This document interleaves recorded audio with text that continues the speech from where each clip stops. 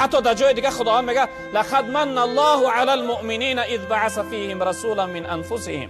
رب العالمین میگه من بر مؤمنها منت میکنم که برای اونها از نفس خودشون، از جنس خودشون، از جان خودشون براشون پیغمبر فرستادم. یتلو علیهم آیاته، برای اون پیغمبر برای اونها آیت های من تلاوت میکنه و یزکیهم، اونها را پاکیزه میکنه و یعلمهم الکتاب و الحکمه.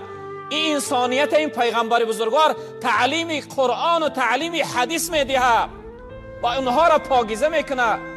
و این کانوا من قبل لفی ضلال مبین، پیش از آمدن این پیغمبر رب العالمین میگه این انسانیت در ضلالت و گمراهی آشکار بودن. یعنی بت پرست بودن، ستاره پرست بودن، آفتاب پرست و مهتاب پرست بودن، انسان پرست و حیوان پرست بودن. در اصل پیغمبر بزرگوار آمد عالم بشریت خدا پرست کرد. پیش از جناب پیغمبر خدا پرستی مردم خدا را می دانستند اما در برابر شریک می آوردن. خصوصا مردم فارس گفتم روزهای گذشته که چی بودن؟ آتش پرستش می کردن. آتش نعوذ بالله خدا می گفتند. مردم هندو یک گروه حالی هم است بت پرست، حیوان پرست بودن، به حالت رسیده بودن به آلت پرست شدن، موش پرست و پشک پرست شدن. این پیغمبر بزرگوار آمد که یعنی اینها را از جامعه دور کرد. شبی که پیغمبر بزرگواری ما تولد شد میگه در تمام عالم شیطان ماتم گرفت. شیطان بچنان غمگین شد شب تولد جناب پیغمبر که میگه سرش رفت در زمین زد. به چی خاطر؟ به خاطر که شیطان پرستی تا اون روز در اوج بود. شیطان خیلی مردم از خدا دور کرده بود، یعنی خدا پرستی را از جامعه دور کرده بود. شیطان میگه سرش بچنان خم شد که رفت در زمین سرش رسید. بگفت شیطان سیاه ما را جبین شد، تولد رحمتا للعالمین شد. میگه شیطان فیغان کرد گو رحمت عالمیان شب تولد شد. با او گرم میکند بازار عرفان، شکست افتد به لشکرهای شیطان. این محمد خدا پرستی را، بازار خدا پرستی را گرم میکنه، مردم خدا پرست میکنه. میگه شیطان بچه ها دیدن که مادرشو چقدر غمگین و ناراحت اومدن در گیردش دور زدن. آچه جان، مادری جان غمگین نشه، امتاش ما وسواس میکنیم، فریب میدیم، در راه گناه و فسق و فساد میبریم، از رحمت خدا محروم میگردانیم، امتاش جهنمی و دوزخی میگردانیم. میگه پیغمبر، میگه این شیطان علیه لعنه به سوی فرزنداش چی گفت؟ بیزد ابلیس فریادی دوباره به سوی آن گروهی سنگساره. فرزنداش میگه با دوباره یعنی یک فریاد غضبناک کربسون شو. گفت بسازد امتش هرچند گناه بیش، فرستاد است او را حق رحمتی خیش. و هرچند اگر امتش گناه کنه خداوند این محمد رحمتی خودش فرستاده است. رود با امتانش سوی جنت، من و تو جانب دوزخ به حسرت. همه بلبل صفت در عیش بستان، که ما هیزم صفت در نار سوزان.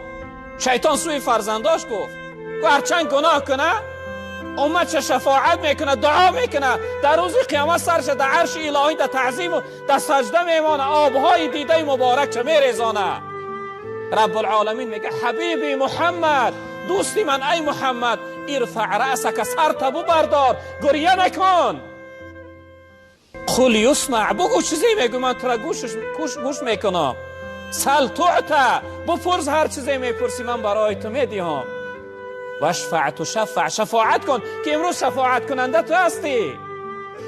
پیغمبر بزرگوار سر میبردار از سجده و گردنی کج، آبهای دیده ریشی مبارک تر کردند. سر میبرداشته است، میگفت اللهم امتی امتی امتی، ای پروردگار امتام خلاص کن، من برای امتام گریه دارم امروز. رب العالمین میگفت که ای محمد 70,000 از گناهگارات، 70,000 شخصیتی که باید دوزخ میرفت، باید در دوزخ سوزانده میشد، 70,000 من بخشیدم. بگی از این دری راست بگیر داخل جنت. شیطان اینه یعنی برای فرزنداش بیان کرد. امت هرچند گناه کنه خداوند او را رحمتی خودش فرستاده است. همراهی امتاش جنت می رود. رب العالمین گفتند و تحقیق آمد برای انسان ها رسول از نفس خودشون، یعنی از جنس خودشون. عزیز علیه ما عنیتم، چقدر دشوار و سخت و مشکل است برای این پیغمبر هر مصیبت و ناراحتی که در بالای امت می آید. پیغمبر ما چقدر یعنی ناراحت و غمگین می شود، خجالتمند می شود از این رنج و مشقتی یعنی امت، از ناراحتی امت. خداوند یا بیان کرده است که چقدر دشوار و سخت است برای این محمد وقتی مصیبت و ناراحتی در بالای امتش میاد، وقتی امتش غمگین می شود، وقتی امتش در یک پیشپستی میزنه. حریص علیکم بالمؤمنین رؤوف رحیم. این پیغمبر چقدر خواهنده خوشبختی امتاش است. پیغمبر بزرگوار ما چقدر سعی و تلاش و کوشش میکنه که امتش خار نباشه، بدبخت و رسوا و بی قدر و بی حرمت و بی عزت نباشه. چقدر یعنی مهربان است، چقدر دلسوز است، رحیم است برای امتاش. حیات عمر امتی امتی امتی گفت و گریه کرد. پیغمبر دایم غم من و شما امتهاش خورد. به این خاطر باید که من و شما برادران عزیز بزرگوار این پیغمبر بزرگوار من دوست بداریم.